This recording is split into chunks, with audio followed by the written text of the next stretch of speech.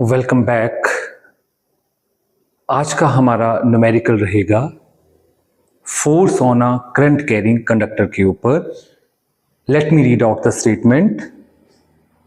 A 2 ampere current carrying straight metal wire of resistance 1 ohm.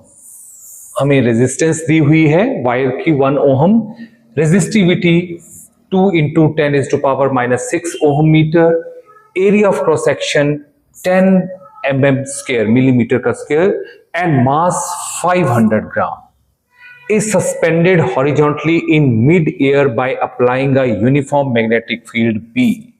Means हमें एक current carrying metal की wire दी है, उसकी रेजिस्टेंस दी है, रेजिस्टिविटी दी है, मास दिया हुआ है, एरिया ऑफ क्रॉस सेक्शन दिया हुआ है और हमने उसे मिड एयर सस्पेंड किया हुआ है फ्रीली। वो बैलेंस की हुई है हमने किसके साथ? मैग्नेटिक फील्ड के साथ। आप देख रहे हैं मेरा YouTube चैनल पहाड़ी physics Guru by doctor Pankaj ब्लोरिया। बहुत इंटरेस्टिंग न्यूमेरिकल है, बहुत सिंपल है, लेकिन यहां पे आप कौन सा की कॉन्सेप्ट यूज करेंगे? Force on a current carrying conductor. और दूसरा, उसको बैलेंस किसने किया है? वो उसका वेट है।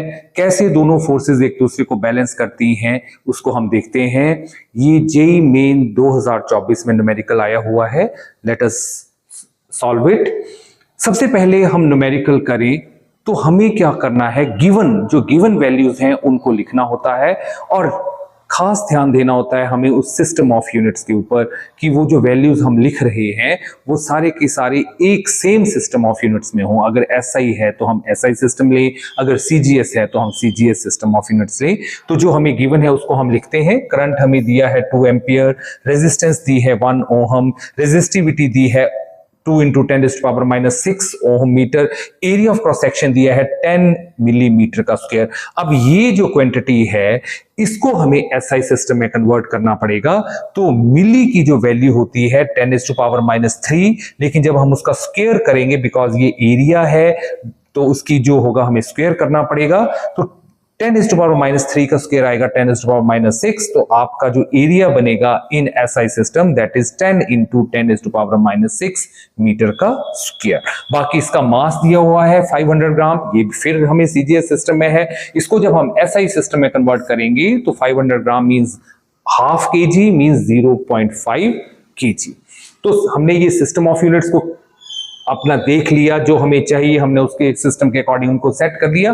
और हमें इस न्यूमेरिकल में एक्सेलरेशन ड्यू टू ग्रेविटी की भी जरूरत पड़ेगी। तो उसकी वैल्यू जो हमें दी है, जो हमने लेनी है, गिवन है न्यूमेरिकल में, दैट इज 10 मीटर पर सेकेंड का स्क्वायर। बहुत सिंपल सी कैलकुलेशन है। आगे चलते हैं।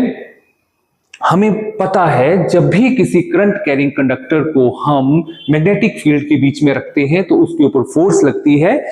उसका जो मैग्नीट्यूड है वो इस फार्मूला की हेल्प से दिया जाता है, BIL sin theta, where theta is the angle between the magnetic field and the current element. Means जो कंडक्टर है उसमें किस डायरेक्शन में वो करंट फ्लो कर रहा है और मैग्नेटिक फील्ड किस तरफ लग रही है, उन दोनों के बीच के एंगल को हम थीटा से डिनोट करते हैं। अब यहां पे हमें ये तो नहीं बताया हुआ है कि करंट किस डायरेक्शन है, लेफ्ट है, राइट है, लेकिन हमें ये जरूर बताया कि हमने उसको मिड एयर बैलेंस किया है। तो मिड एयर बैलेंस हम तभी कर सकते हैं जब दो इक्वल एंड ऑपोजिट फोर्सेस लगे। अब ऑब्वियस है वेट जो लगता है वो डाउनवर्ड डायरेक्शन में लगता है, तो जो मैग्नेटिक फील्ड है that must be in upward direction. ये मैं आप डायग्राम यहां बनाई हुई है। तो आप यहां एरिया ऑफ क्रॉस सेक्शन जो दिया है वो हमने ए है, जो हमने इसकी वैल्यू हमने पीछे कैलकुलेट की है। और अब जो वेट है वो तो नीचे लगेगा, उसकी वैल्यू mg है, लेकिन जो मैग्नेटिक फोर्स मैंने बोला यहां पे BIL sin थीटा, ये जो लगेगी ये अपवर्ड डायरेक्शन में लगेगी। और ये तभी पॉसिबल है जब मैग्नेटिक फील्ड जो होगी that is perpendicular to this plane of board and moving inward direction.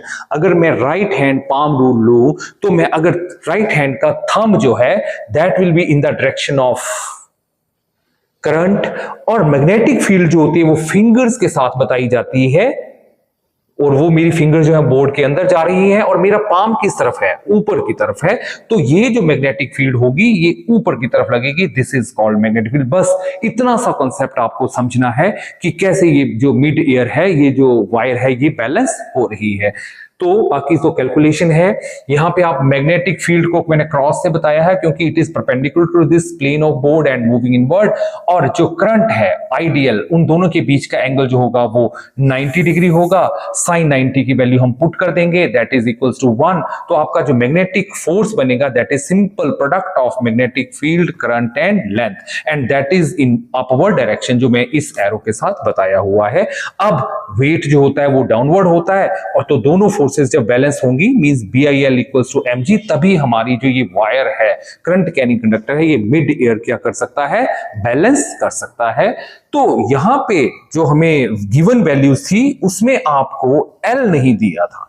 आपने ध्यान दिया होगा कि जो कंडक्टर की लेंथ है वो हमें नहीं दी है, लेकिन उसको हम निकाल लेंगे कहां से, जो हमें बाकी जो गिवन वैल्यूज हैं।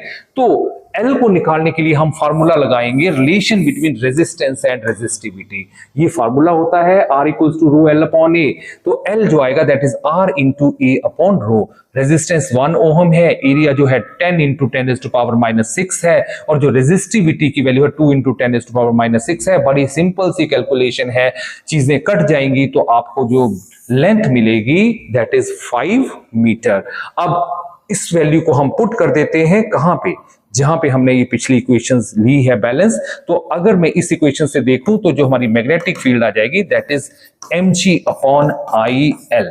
mg/IL ये सारा हमें गिवन है, तो हम इसको आगे पुट करते हैं। तो ये m जो है दैट इज 0.5 kg, g जो है 10⁻, जो था 10 मीटर पर सेकंड स्क्वायर था, I आपको 2 एम्पीयर दिया था, L हमने अभी फाइंड आउट किया 5।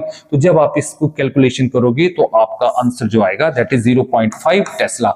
लेकिन जो न्यूमेरिकल हमें गिवन था उसमें हमें ये फिल इन द ब्लैंक्स भरना है। तो फिल इन द ब्लैंक्स भरने के लिए 0.5 की बजाय यहां दिया है डैश इंटू 10⁻⁻1 टेस्ला। तो वेरी सिंपल, 0.5 को अगर 10⁻⁻1 की टर्म्स में कैलकुलेट करना है तो 5 इंटू 10⁻⁻ लिख सकते हैं। तो जो आंसर आएगा दैट इज 5 टेस्ला। तो दिस इज द न्यूमेरिकल। तो यहाँ पे आप देख रहे हैं हमारा जो आंसर है बी। तो जो फिल इन द ब्लैंक्स हमने भरा वहां पे उसका जो आंसर आएगा that is 5 Tesla. Thank you very much.